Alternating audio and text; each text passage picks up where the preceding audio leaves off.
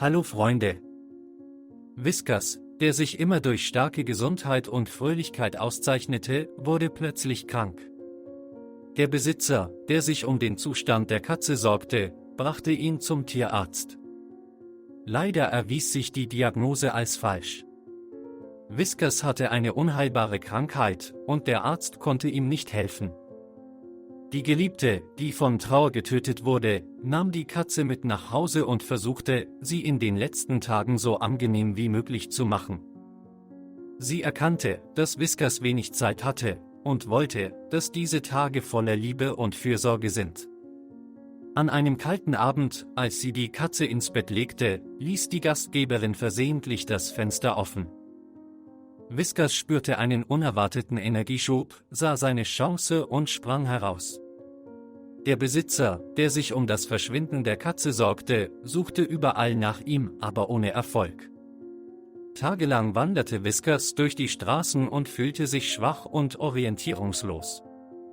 Er durchquerte Felder und Wälder, überquerte Bäche und kletterte Hügel hinauf. Wohin er ging, wusste er nicht, aber etwas in ihm führte ihn vorwärts. Nach einer langen Wanderung, die etwa 30 Kilometer zurückgelegt hatte, erreichte Whiskas das Ufer des Flusses. Er war erschöpft und konnte sich kaum bewegen, aber nachdem er seine letzten Kräfte gesammelt hatte, kroch er auf ein im Wasser schwimmendes Stück Eis. Dort schloss er die Augen und atmete einen letzten Atemzug ein. Das Schicksal entschied sich jedoch anders. Eine Gruppe von Touristen, die zufällig am Flussufer gelandet waren, bemerkte eine kleine Katze, die unbeweglich auf dem Eis lag. Sie eilten aus Angst vor dem Schlimmsten zu ihr, fanden aber zu ihrer Überraschung heraus, dass sie noch am Leben war, obwohl sie sich am Rande befand.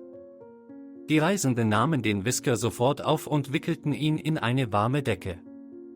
Sie brachten ihn sofort in die nächste Tierklinik, wo die Ärzte unermüdlich an seiner Rettung arbeiteten.